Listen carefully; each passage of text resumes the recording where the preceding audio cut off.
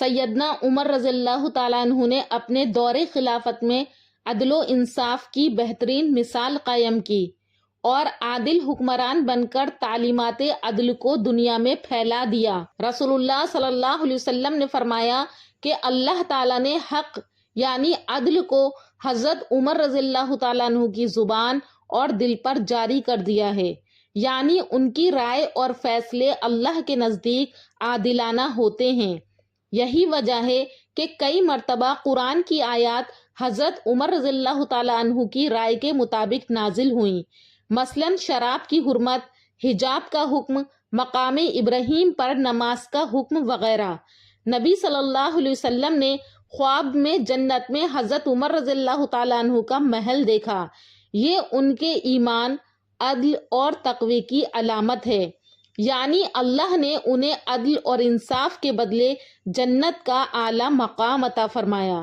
تو ناظرین، آج کی اس ویڈیو میں ہم حضرت عمر رضی اللہ تعالیٰ عنہ کی عدالت کے چند اہم قصے بیان کریں گے، لہٰذا ویڈیو کو آخر تک ضرور سنیے گا۔ ایک مرتبہ کا واقعہ ہے کہ جب حضرت عمر رضی اللہ تعالیٰ عنہ شام سے مدینہ روانہ ہوئے تو راستے میں ایک جگہ آپ لوگوں سے الگ تھلگ ہو کر بیٹھ گئے تاکہ رعایا کے احوال کی خبر گیری کریں۔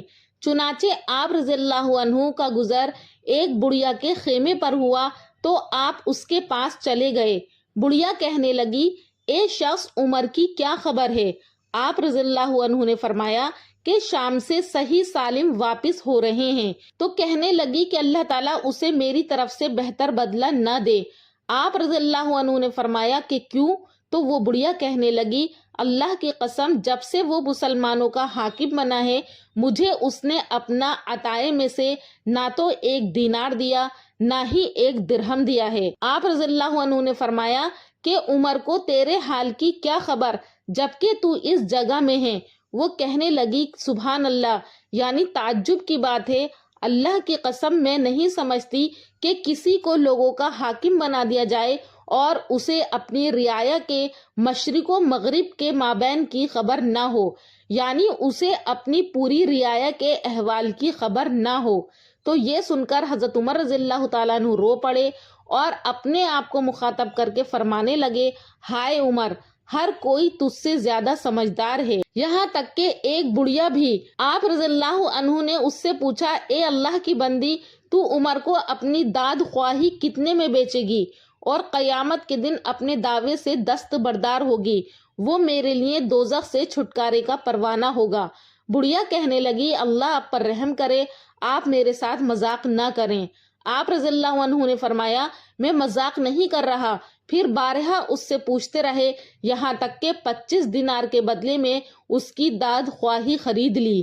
اسی دوران حضرت علی ابن ابی طالب اور حضرت عبداللہ ابن مسعود رضی اللہ تعالیٰ عنہ بھی وہاں تشریف لائے اور انہوں نے عرض کیا، السلام علیکہ یا امیر المومنین، یعنی امیر المومنین آپ پر سلامتی ہو۔ یہ سن کر بڑھیا نے اپنے سر پر ہاتھ مارا اور کہنے لگی، ہائے میرا برا ہو، میں نے امیر المومنین کے منہ پر انہیں برا بھلا کہہ دیا۔ آپ رضی اللہ عنہ نے فرمایا، کوئی بات نہیں، اللہ تجھ پر رحم کرے۔ پھر آپ نے لکھنے کے لیے کاغذ منگوایا، کاغذ نہیں ملا تو آپ نے اپنے پیون زدہ کپڑوں میں سے ایک ٹکڑا کاٹا اور اس میں لکھا، شروع اللہ کے نام سے جو بڑا مہربان نہایت رحم والا ہے۔ یہ وہ معاملہ ہے جس پر عمر نے اپنی ابتدائی خلافت سے آج فلاں دن تک کی فلاں بڑھیا کی داد خواہی کو 25 دینار کے بدلے میں خرید لیا۔ اب اگر میدان محشر میں وقوف کے وقت وہ اللہ تعالیٰ کے سامنے کوئی دعویٰ کرے گی تو عمر اس سے بری ہیں۔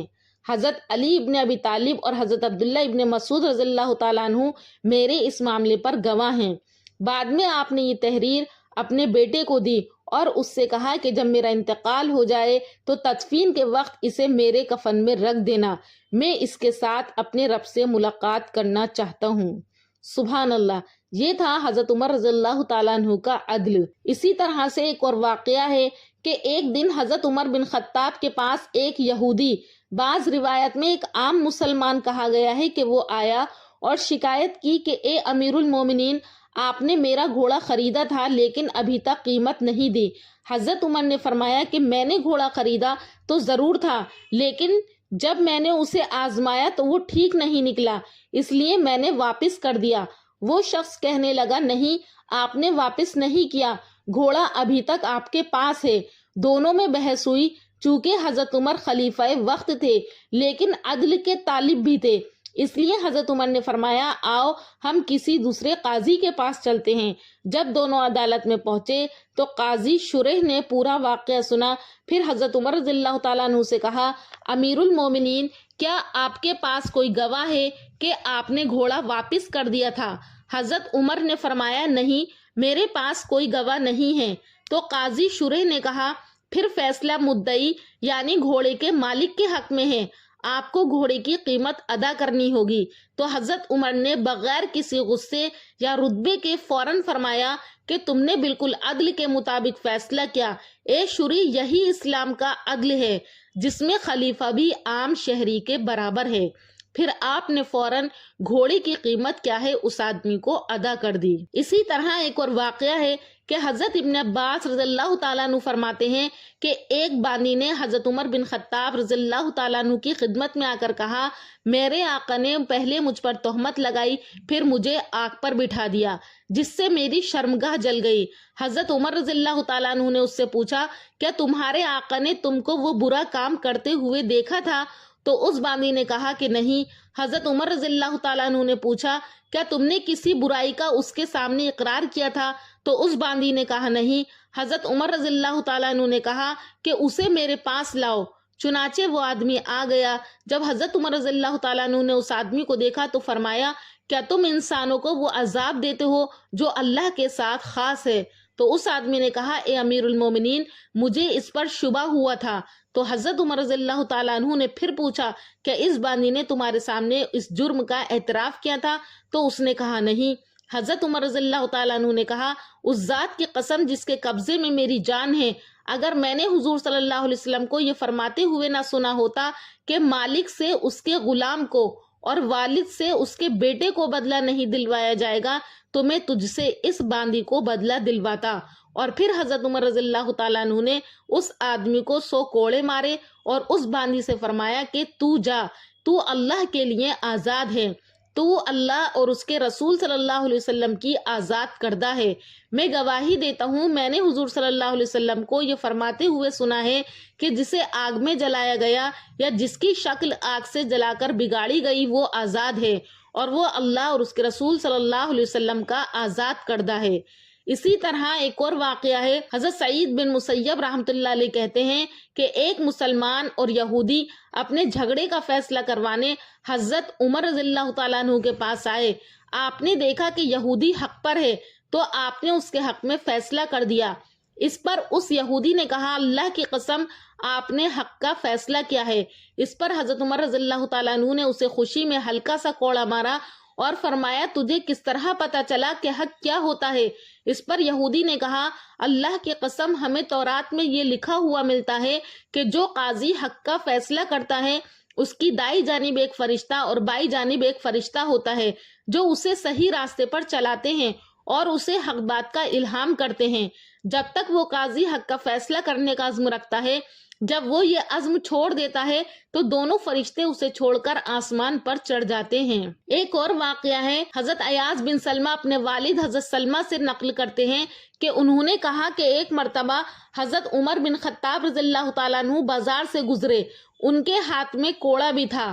انہوں نے آہستہ سے وہ کوڑا مجھے مارا جو میرے کپڑے کے کنارے کو لگ گیا اور فرمایا، راستے سے ہٹ جاؤ۔ جب اگلا سال آیا تو آپ کی مجھ سے ملاقات ہوئی۔ مجھ سے کہا کہ اے سلمہ، کیا تمہارا حج کا ارادہ ہے؟ میں نے کہا کہ جی ہاں۔ پھر میرا ہاتھ پکڑ کر اپنے گھر لے گئے اور مجھے 600 درہم دیے اور کہا، انہیں اپنے سفر حج میں کام لے آنا، اور یہ اس ہلکے سے کوڑے کے بدلے میں ہے جو میں نے تم کو مارا تھا۔ میں نے کہا، اے امیر المومنین، مجھے تو وہ کوڑا یاد بھی نہیں رہا۔ فرمایا، لیکن میں تو اسے نہیں بھولا، یعنی میں نے مار تو دیا لیکن سارا سال وہ مجھ کو کھٹکتا رہا۔ اسی طرح ایک اور واقعہ ہے کہ حضرت زید بن اسلم کہتے ہیں کہ حضرت عباس بن عبد المطلب رضی اللہ تعالیٰ عنہ کا ایک گھر مدینہ منورہ کی مسجد نبوی کے بالکل ساتھ تھا۔ حضرت عمر رضی اللہ تعالیٰ عنہ نے اسے مسجد میں شامل کرنا چاہا تو حضرت عباس رضی اللہ تعالیٰ عنہ سے فرمایا، آپ یہ گھر میرے ہاتھ بیچ دیں۔ حضرت عباس رضی اللہ تعالیٰ عنہ نے انکار کر دیا۔ حضرت عمر رضی اللہ تعالیٰ عنہ نے کہا آپ یہ گھر مجھے ہدیہ ہی کر دیں، وہ یہ بھی نہ مانے۔ پھر حضرت عمر رضی اللہ تعالیٰ عنہ نے کہا کہ آپ خود ہی یہ گھر مسجد میں شامل کر دیں، انہوں نے اس سے بھی انکار کر دیا۔ حضرت عمر رضی اللہ تعالیٰ عنہ نے کہا آپ کو ان 3 کاموں میں سے کوئی ایک کام تو کرنا ہی پڑے گا، لیکن حضرت عباس پھر بھی تیار نہ ہوئے۔ تو حضرت عمر رضی اللہ تعالیٰ عنہ نے کہا کہ اچھا پھر کسی کو آپ ثالث مقرر کر لیں جو ہمارا فیصلہ کر دے۔ انہوں نے حضرت ابی بن کعب رضی اللہ تعالیٰ عنہ کو مقرر کیا۔ یہ دونوں حضرات اپنا مقدمہ ان کے پاس لے گئے۔ حضرت ابی نے حضرت عمر رضی اللہ تعالیٰ عنہ سے کہا میرا یہ فیصلہ ہے کہ آپ ان کی مرضی کے بغیر ان سے یہ گھر نہیں لے سکتے۔ حضرت عمر رضی اللہ تعالیٰ عنہ نے ان سے پوچھا آپ کو یہ فیصلہ اللہ کی کتاب یعنی قرآن میں ملا ہے یا حضور صلی اللہ علیہ وسلم کی حدیث میں؟ تو انہوں نے کہا کہ حضور صلی اللہ علیہ وسلم کی حدیث میں۔ حضرت عمر رضی اللہ تعالیٰ عنہ نے پوچھا وہ حدیث کیا ہے؟ حضرت ابی نے کہا کہ میں نے حضور صلی اللہ علیہ وسلم کو یہ فرماتے ہوئے سنا ہے حضرت سلیمان بن داؤد علیہ السلام نے جب بیت المقدس کی تعمیر شروع کی تو جب بھی وہ کوئی دیوار بناتے تو صبح کو وہ گری ہوئی ہوتی۔ آخر اللہ تعالیٰ نے ان کی طرف یہ وحی بھیجی کہ اگر آپ کسی کی زمین میں بنانا چاہتے ہیں تو پہلے اسے راضی کر لیں۔ یہ سن کر حضرت عمر رضی اللہ تعالیٰ عنہ نے حضرت عباس رضی اللہ تعالیٰ عنہ کو چھوڑ دیا۔ بعد میں پھر حضرت عباس رضی اللہ تعالیٰ عنہ نے اپنی خوشی سے اس گھر کو مسجد میں شامل کر دیا۔ تو ناظرین یہ تھے چند واقعات جو کہ حضرت عمر رضی اللہ تعالیٰ عنہ کے عدل کو بیان کرتے ہیں۔ حضرت عمر بن خطاب رضی اللہ تعالیٰ عنہ کا عدل صرف عدالت تک محدود نہیں تھا بلکہ زندگی کے ہر شعبے میں تھا، چاہے خلیفہ خود مقدمے میں فریق ہوں یا عوام کے باہمی جھگڑے میں قاضی فیصلہ کر رہا ہو۔ تو ناظرین امید کرتی ہوں کہ آپ کو ہمارا یہ ویڈیو پسند آیا ہوگا۔